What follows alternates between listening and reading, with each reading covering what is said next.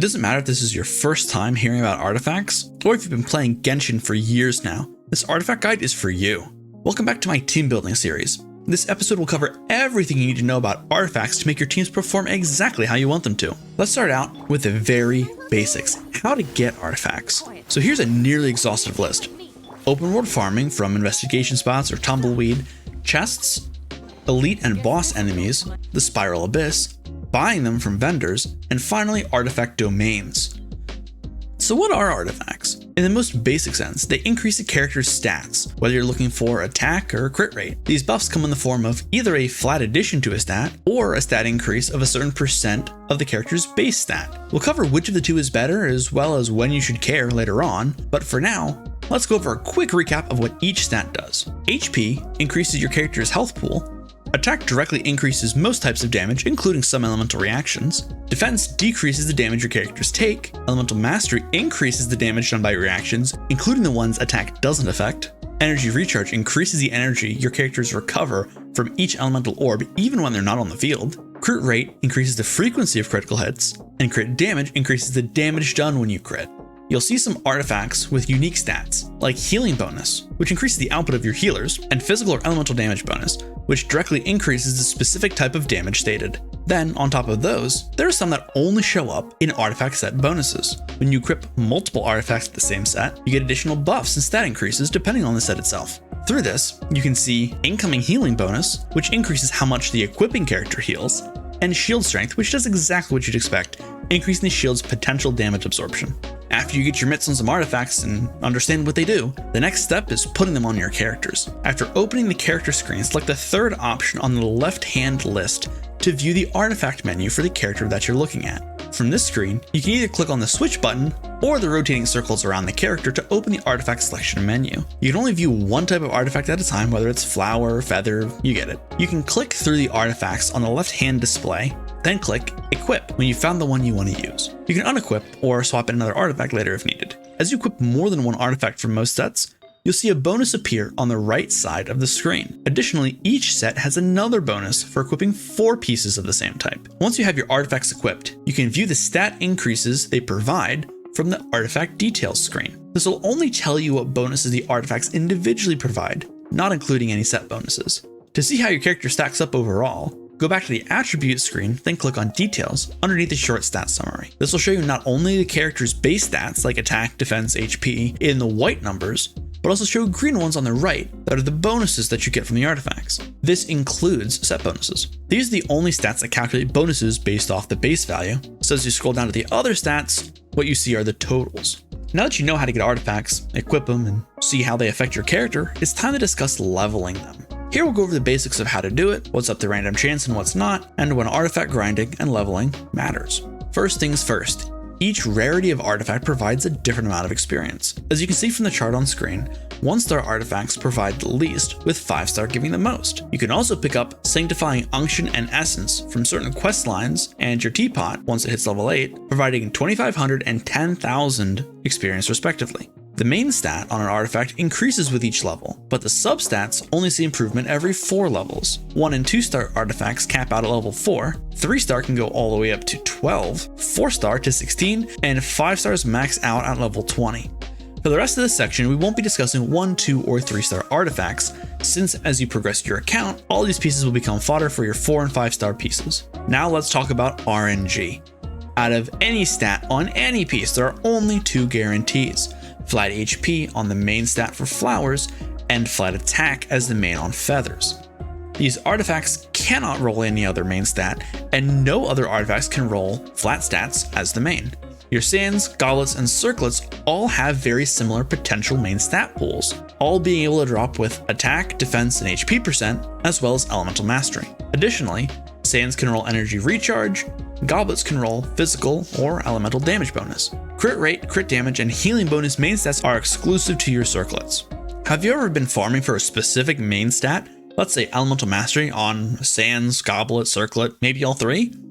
I'm sure you were very frustrated by how long it took to actually get what you wanted. This is due to there being an array of possible main stats on sands, goblets, and circlets, and obviously having a drop rate distribution. As you can see in this chart, Elemental Mastery just so happens to have the lowest drop chances of any main stat. So statistically, the rarer the stat you want, the longer it'll take you to get even one artifact with it. And that's not even mentioning the substats. Once you get the main stat that you want, it increases a set amount with each level and will always max out at the same value. Speaking of substats from a moment ago, 4 and 5-star artifacts will always roll new substats every 4 levels until they max out at 4 lines. But even before we discuss what can drop and how rolls work, RNG makes yet another appearance. Usually 4-star artifacts drop with 2 substat lines and 5 stars with 3. However, there's a chance that each could drop with an additional substat, and let me tell you, there's nothing better than getting a good 4-line 5-star artifact, as these have inherently higher potential than 3-line pieces. But what stats can appear in a substat line? These are limited to flat attack, HP, and defense, attack, HP, and defense percent, elemental mastery, energy recharge, crit rate, and crit damage. However, an artifact can never roll a substat that matches the main stat, so flowers will never have flat HP as a substat, the same way feathers will never roll flat attack. In this way, the main stat on your sands, goblet, and circlet can actually affect your substat drop rates. For example, let's compare substat chances for a crit rate and a healing bonus circlet. Since crit rate is in the pool for possible substats for any artifact, and it's removed for this specific circlet, all the other stats have a higher chance of showing up. However, for a healing bonus circlet, since every possible substat has a chance to roll, the odds of getting a specific one are lower. The same thing applies to physical or elemental damage goblets, so getting lucky and rolling good stats is a bit tougher. Calculating how likely it is for a specific substat to appear on an artifact is complicated, as chances change as the number of substats increases. For example, when you finish your domain and claim your reward, the artifacts first roll the main stat to dictate which substats are possible. Then, the first substat is rolled, followed by the second, third, and possibly fourth. For example, we'll take a look at these 2 artifacts, let's say healing bonus circlets, one that gets flat HP, flat attack, and flat defense, and the other gets crit rate, elemental mastery, and energy recharge, and we'll see which one has higher chances of rolling crit damage as the last substat.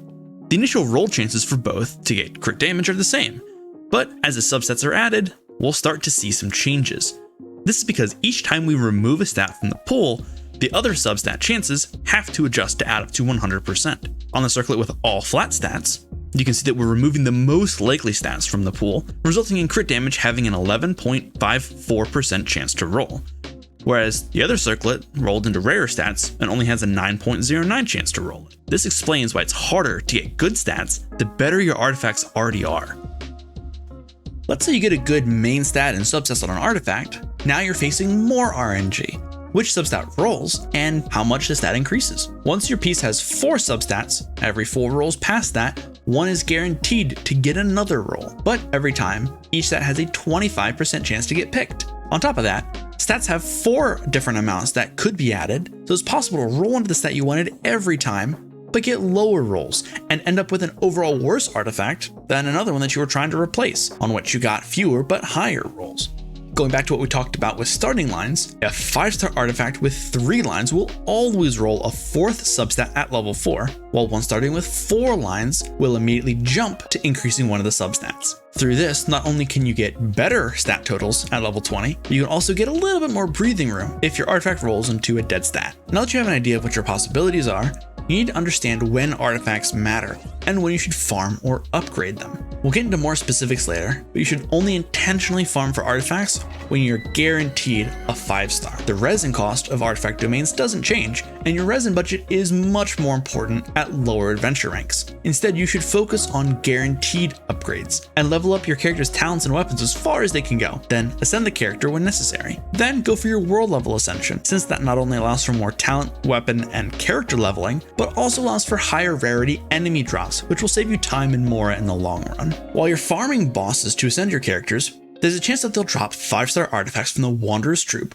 or Gladiator's Finale sets. These will work wonders to help you progress before you farm artifact domains, as they'll be useful on a plethora of characters. While it may not be the best set for higher AR builds, Wanderer's Troop is useful on Ganyu, Klee, Tainari, Amber, Sucrose, and Yanfei if you're willing to focus on a charge attack playstyle to take advantage of the 4-piece buff. However, Elemental Mastery that you get from the 2-piece set bonus really helps elevate a Hyper Bloom team if you want to set it up early in the game. On the other side, Gladiator's Finale pieces work well on Shenhe, Chi-Chi, Razor, Diluc, Keqing, Xinyan, or any other character that you want to give an attack boost to from the 2-piece bonus. If a lot of your damage comes from normal attacking with a Sword, Claymore, or Polearm character, consider giving them 4 Gladiator pieces. While Wanderers and Gladsets will probably not be what you ultimately give your characters, they'll provide enough power early game to help carry you up to AR 45. Once you reach this milestone, you're ready to start getting into the minutiae of artifacts. All the basic beginner knowledge will form a good foundation for the intermediate concepts coming up. So now that you're a high enough level to get guaranteed 5-star artifacts from domains, should you spend all your resin farming for them? I can't stress this enough. No, you should still be focusing on your talent, weapon, and character levels, but if you really want to run a domain a few times, it's not the waste of resin it used to be. After maxing out your talents and world levels, feel free to farm until you're comfortable raising your world level again and again until you hit world level 8. From here, nothing will get harder and will only get easier as you get better and better artifacts.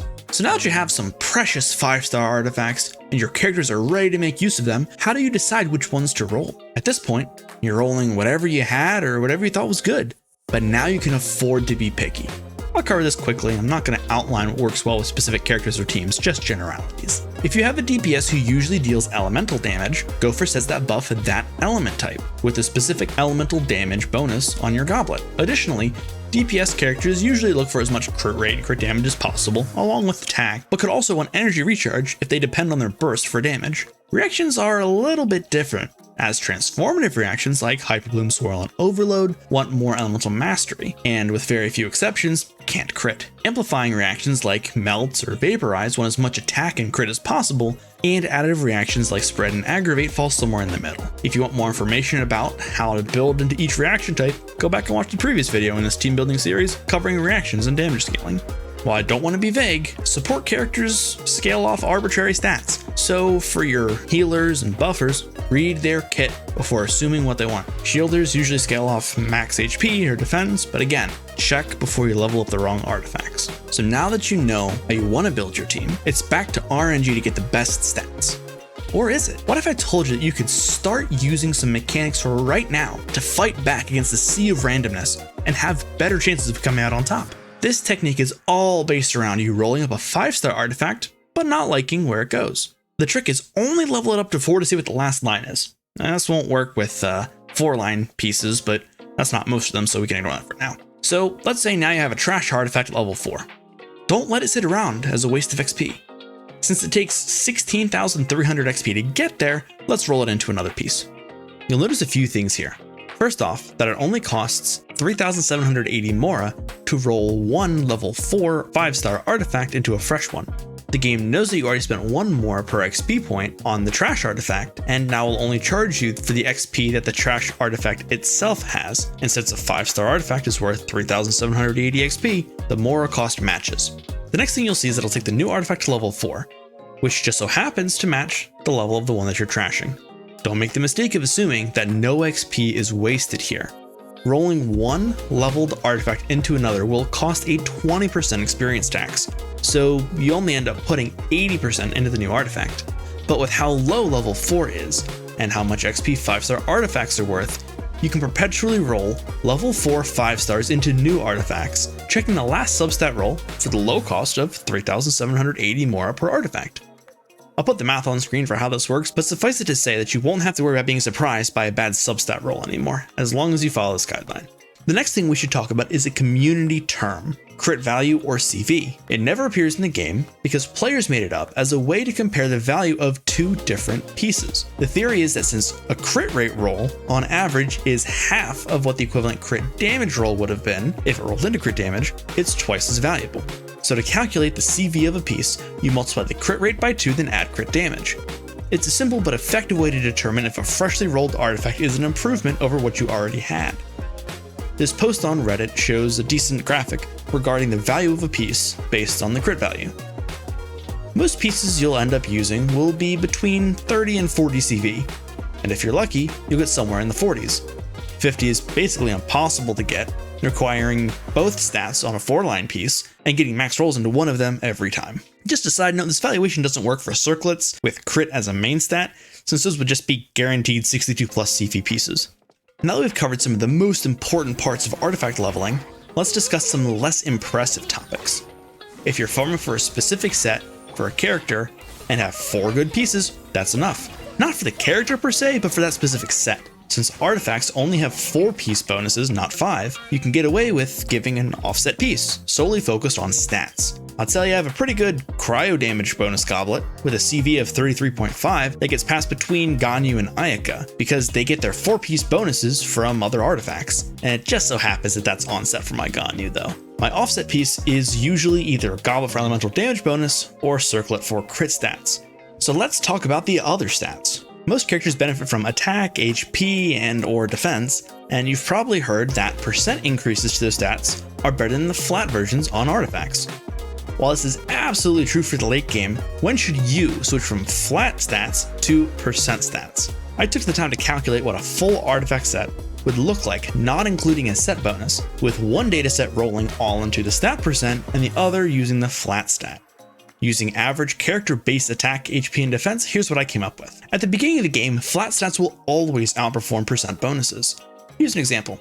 Which do you think will end up being more? Increasing a base attack of 20 for a level 1 character by 5.8%, or by a flat 19 points? Attack percent will total just over 21, while flat attack would give a total of 39. I know this was cherry picked to be the best case scenario for flat attack, as obviously the attack percent will be better as the base attack increases. So there has to be a point where the increase from the average attack percent rolls will be equal to the average flat attack rolls. Then pass it as the base attack continues rising. For attack, that point is a base attack of 270, but that number itself doesn't do much to pinpoint when you should focus on percent bonuses. Looking at general character average base attack and adding in a low rarity weapon, attack percent will pass flat attack around character level 50 and weapon level 40 or so. This is based on the average, so it'll change from character to character and weapon to weapon. Doing the same math for HP, we get a little bit different result. The HP percent value matches flat HP around a base value of 4,460 or so, which would correspond to a level range between 20 and 40 for most characters. I know that's a bit wider, it's just all the same ascension level. For defense, we see something closer to what happened with attack. Average defense percent and flat defense rolls provide the same value on a base defense of around about 317, placing the average character level between 40 and 50. So from this, we can tell that in the early game, flat stacks are better, but as you hit the mid game, percent stats are the way to go. Now we're finally on to advanced artifact niches. Here we'll be discussing min-maxing artifact farming, artifact strongboxing, my personal rules for artifact rolling, and a few of the characters that I built based on those rules. You're ready to move on to this section for yourself and your own account once you're around AR 55 and have a lot of 5-star artifacts saved up. For perspective, as of this recording, I'm AR 58 with just over 500 unleveled artifacts. So, artifact farming. At this point, you're not just wanting to roll your artifacts, it's the best way to improve your characters, and you're hungry for that XP. But what's the most resin efficient way to hoard it? There are quite a few ways to obtain artifacts, like we mentioned at the very beginning of the video. I feel like I need a refresher, so I'll give you one too. We'll look at artifact domains, both including and excluding the 5-star XP, I'll explain why in a minute, world bosses, weekly bosses, buying artifacts from vendors, and running around in the open world and picking up those little investigation notifications. Most of these methods allow for variation, and aren't necessarily consistent on a daily basis, so let's get those out of the way. Everything in my calculations are based on the average drop chances, so you can expect to see similar averages to me over time. First and foremost, domains. I ran the numbers for both if you want to fodder all of your 5-star artifacts, or if you want to save all of them. For world bosses, their calcs didn't have much variation, but I can't say the same about weekly bosses. Daily calcs won't really work for them, as the resin cost changes for rewards after 3 runs, and there are only 8 weekly bosses in the game currently, and that's not enough to take a whole week's worth of resin. Buying from vendors doesn't have a direct resin cost, but it's really easy conversion when you take into account moral ley lines. Collecting from the open world doesn't have a resin cost, but there's a limit of 100 investigation spots that you can claim in a day, and there's actually 2 types of those spots in the game. One gives you a chance to get a 2-star artifact instead of a 1-star, and the other has a chance to drop 2 1-star artifacts. Since the XP of a 2-star versus 2 1-stars is equal, but the chances of the special drops isn't, I calculated the average XP per day and week separately. So overall, to compare, I calculated the average artifact XP per resin per week. Then, because the investigation spots were ignored in the resin comparisons, I ran the numbers for how long each method would take to max out a 5-star artifact. So here are the results. The best way to farm artifact XP is, drumroll please. Well, not to let you down for hyping it up, it depends. That's right, again we have to dive into the details. If you want to get the best value, it's buying artifacts from vendors, as you average 1050 XP per resin that way. But there's a limit to how many artifacts you can buy, and they're all 2-star anyways. From a total XP point of view, the best farming method on a weekly basis is running artifact domains, and it's not even close. Trashing every 5-star artifact you get will net you 225,456 more XP per week than saving your 5 stars, which comes in second place. Next is open world farming, the investigation spots that can drop 2 1-star artifacts, followed by the other type of investigation spot. World boss farming comes next, followed by buying from vendors, then finally weekly bosses. When we take a look at the number of days it would take to max out a single 5-star artifact from each type of farming, we see the exact same thing, which is no surprise. Using every scrap of XP from a domain, you could max out an artifact in just about 3 days. Make that 4 if you're saving the 5-star artifacts you were collecting. If you're trying to min-max artifact XP farming, this method unfortunately rules out spending your resin on literally anything else. But we can get that time to max level a little bit shorter by including the other best farming methods that don't actively exclude each other. Adding in purchasing artifacts from vendors and using those better investigation spots, we had our total time to fully level a 5-star artifact down to just 2 days. All these calcs were based on 160 resin per day, so you can actually farm more efficiently if you don't let your resin cap. The next thing we need to discuss here is the strongbox. Go check out my recent video about strongboxing, but in short, even with the value added by the new system 4.0, you should only use a strongbox if you have tons of artifacts sitting around getting dusty and you have enough XP to spare. Now onto my rules for artifact leveling. These won't necessarily work for everybody, especially lower AR players and people who are really experienced. These just might be common sense to them. The rules kind of get progressively more strict, and I think I'm a bit picky about what it takes to make a good artifact. So here we go. Rule number 1, be patient. You don't have to build your character or have them done today. Be picky about your artifacts and don't waste time or EXP. The last thing you want is to take a level 20 artifact and roll it into another one. It's just a waste until you have pages of level 20 artifacts anyway. Number 2, don't roll any artifact that doesn't have the main set that you want, even with good substats. Save it, lock it in case you get a character down the line that it can benefit from. Like if you have a high crit stat on a defense percent piece, saving it for Ito or I guess maybe Noelle. Rule number 3, don't roll an artifact with just one subset that you want. Since we already take 3 line pieces to level 4 to get that 4th line in check, if I want Elemental Mastery and Energy Recharge and I see EM, attack percent, flat HP, and crit rate, I'm not rolling it. Number 4, focus on one character at a time. If I want crit rate and crit damage and I come across a healing bonus circlet with Elemental Mastery that would work pretty well in Kuki, I'm not rolling it until I'm actively working on my Kuki build. While I'm not deciding the artifact is trash, I'm saving my XP for my current goal. And number 5, stop rolling after 2 dead rolls.